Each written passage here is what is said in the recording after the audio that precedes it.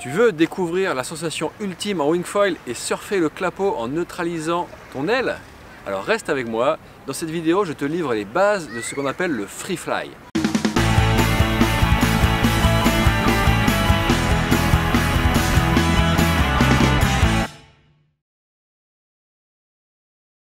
Avant de rentrer dans le vif du sujet, je t'invite à t'abonner à la chaîne.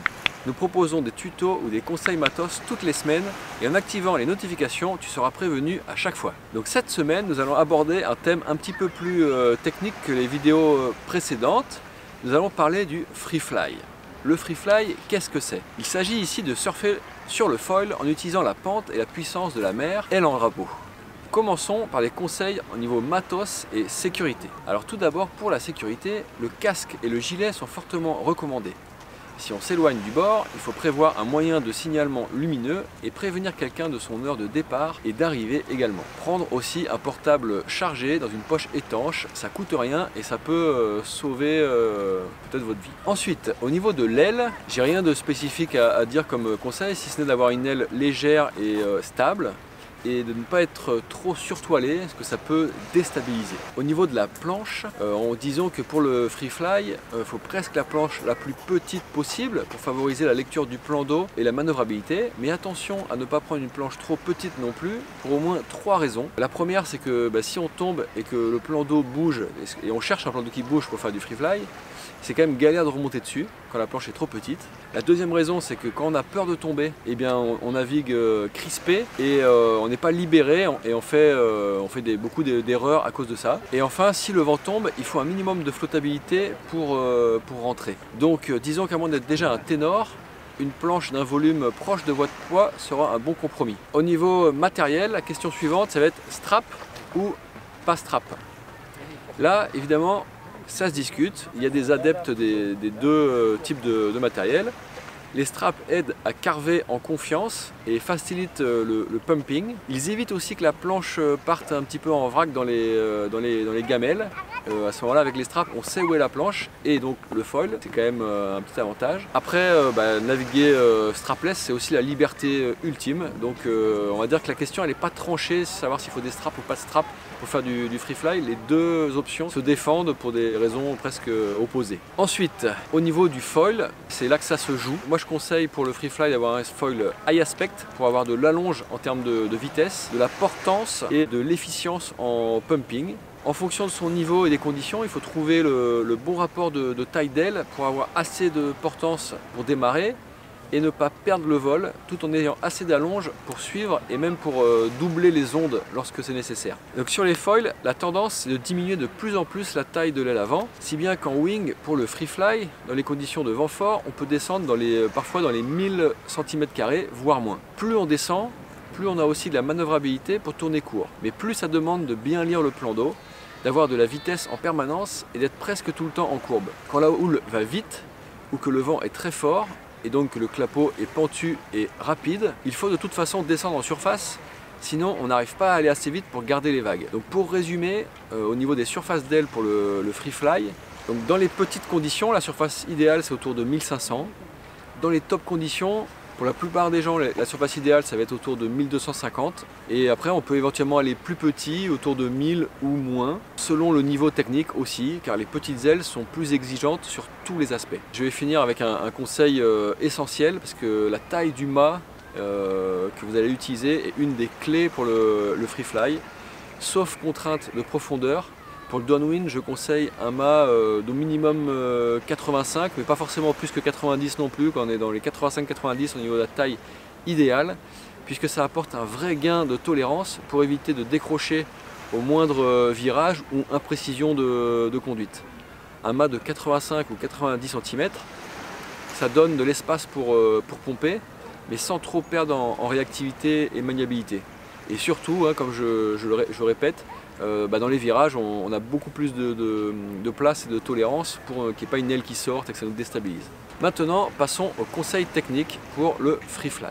En free fly, le but, c'est de rester dans la pente de la vague ou du clapot tant qu'il y en a et de doubler les clapots moins pentus si besoin, voire de passer derrière, ça peut aussi arriver. Donc en gros, les conseils que je peux vous donner sont les suivants. D'abord, c'est de bien lire le plan d'eau et de repérer le clapot ou la houle en formation. Dans le cas de vagues potentiellement déferlantes, il faut bien repérer le sens de déferlement et ne pas se tromper de direction, de déplacement. Au moment de prendre la vague ou la houle ou le clapot, il faut aborder l'onde en parallèle avec la wing en main et si possible en toe side.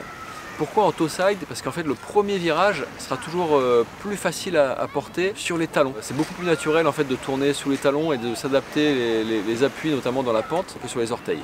Donc bien sûr toujours bien fléchir les jambes pour abaisser le centre de gravité, c'est vraiment une des clés des surfs en free fly.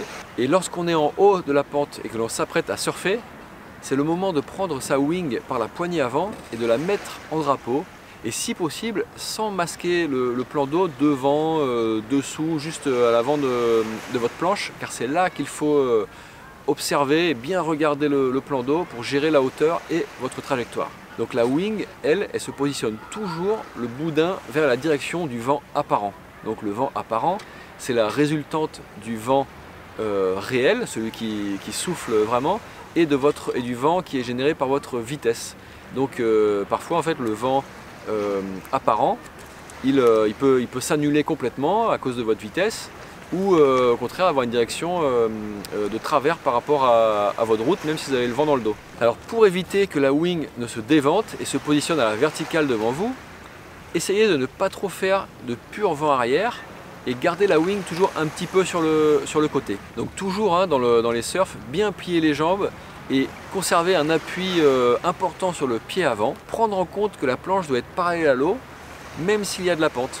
Du coup, il est fréquent que le nez de la planche regarde vers le bas. Un des conseils que je peux également vous donner, c'est d'essayer de ne pas descendre tout droit les vagues, mais au contraire de prendre de l'angle par rapport aux vagues ou au clapot et profiter au maximum de la pente tant qu'il y en a. Si possible, faites des trajectoires en S.